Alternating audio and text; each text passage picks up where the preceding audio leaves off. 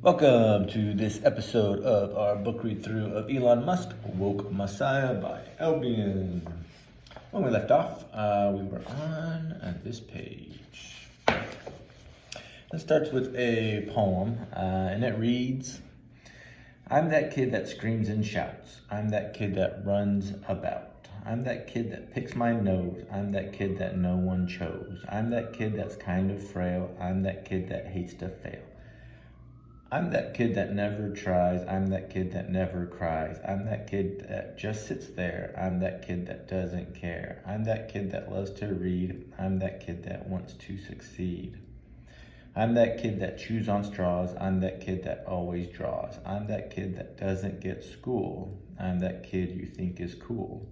I'm that kid with a big heart. I'm that kid that does their part.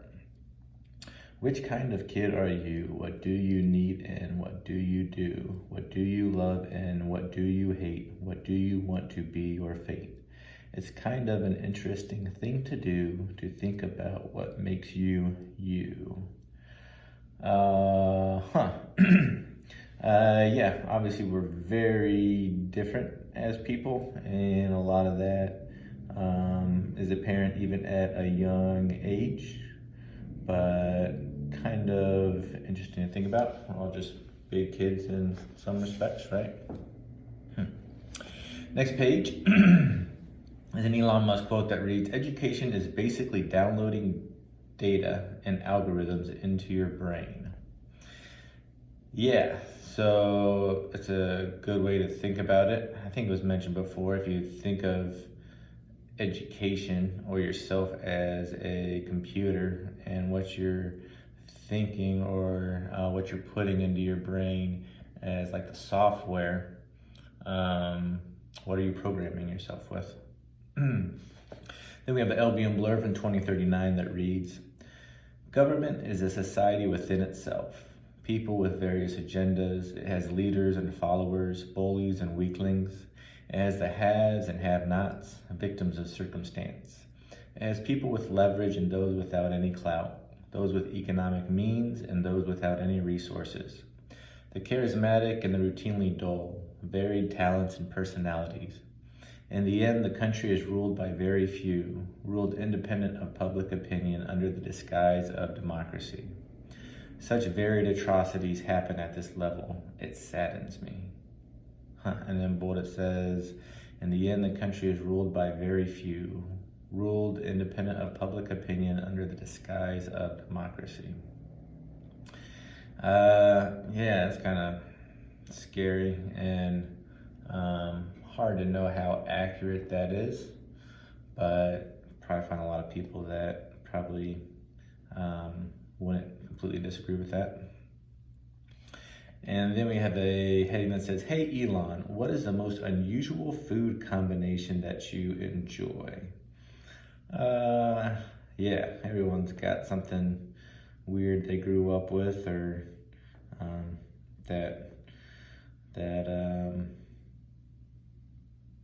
what would the word be? That excites their palate that you want to think of. Next page is the Elon Musk quote that reads, if you punish people too much for failure, then they will respond accordingly, and the innovation you will get will be very incremental. Nobody's going to try anything bold for fear of getting fired or punished in some way. The risk-reward must be balanced in favor of making bold moves. I think this might be one of the most, well, maybe not the most fascinating things about Elon Musk, but it's not just the mindset, not just the vision, just not the engineering capability, but the ability to find the right people and manage them in a way that is productive on the scale he's doing is mind-boggling. You usually don't find that combination of traits in the same person. Maybe good at one, but not the other. Wow, impressive. And it says, this is the first book written by BI, which if you go back was that binaural intelligence from Neuralink, which Elon had implanted, and is the reason Elon, BI, BI is in the middle of Elon, L being that name he's going by. Interesting. What do they say? You're suspending belief a lot with this book, but that makes it maybe a little more entertaining. And then we have another movie idea. Great. Animated. Elon is a young lion that must avenge his father's death and reclaim the kingdom from his evil uncle. Classic. Then in parentheses it says, sounds familiar. Yes, that sounds like the plot to The Lion King. But sometimes it feels like every movie is the remake of another movie in one way or another. Next page, it says, for a third of our lives, we live in our own world, unencumbered by physical laws. We can't remember a majority of this time when we are awake, yet these two realms have a significant effect on each other. And then parentheses, it says trippy. So I think it's talking about when we're asleep and dreams. And yeah, it definitely seems like your sleep affects the time you're awake and vice versa. And we just kind of accept it is what it is because it's been that way forever. Then we have an Albion blurb from 2079 that reads, in the trenches with my adopted brethren, my mind wanders. Where did they all come from? Why are they here? To fight for a cause? Only a few. Most needed jobs or were trying to escape hometowns. Judges had given many the option of soldier or prisoner. Such an eclectic group of backgrounds, motivations, and personal beliefs. The salt of the earth, proud to be a part. These are not the courageous warriors I have read about. Lost boys for now, not yet hardened by brutal war. Amazing, scary, and beautiful the crossroads life brings you to. Whoa, and this is near the end. Sounds like another experience. I don't even know what to make of this. Sounds like he's in like a, almost a war setting.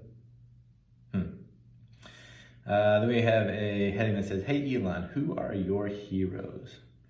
I would like to know that. And maybe who his heroes were growing up and who they are now and what attracts him to those heroes. I think he's talked a little bit about some of the early astronauts being heroes of his, but yeah. Next page is a Bertrand Russell quote that reads, science may set limits to knowledge, but should not set limits to imagination. I like that. So kind of know how much you know or know what you know, but don't let that limit you on what you think might be possible or what you might find out in the future or what kind of things you can create. Then we have the Albion blurb from 2076 that reads, God, I would like to apologize with the greatest remorse. Apologize if my thoughts towards you have been somewhat blasphemous. It was never my intent to defame your pure divinity, frustrated that I did not know you like I wished, like a spoiled child whose wishes are not immediately met. Perhaps, just perhaps, I placed too much blame on you, not enough responsibility on myself, on my own slender shoulders. Perhaps I was scared to fully know your perfect truth, scared to give up my ignorant comforts. I hope I find you someday. I'd love to sit down and talk. And in bold it reads, like a spoiled child whose wishes are not immediately met, scared to give up my ignorant comforts. So it sounds like Albion definitely has this complicated relationship with God that he goes back and forth with, probably like a lot of people. And yeah. Below that is a heading that says, hey Elon, what was the most surprising part of having kids? Yeah. I would just like to hear his thoughts on parenting in general. Seems like he has an interesting slant on most like social settings, social constructions, social traditions, and see what he thought about that realm. Let's see, we will stop there today. Join us for the next episode, and until then, have a great day.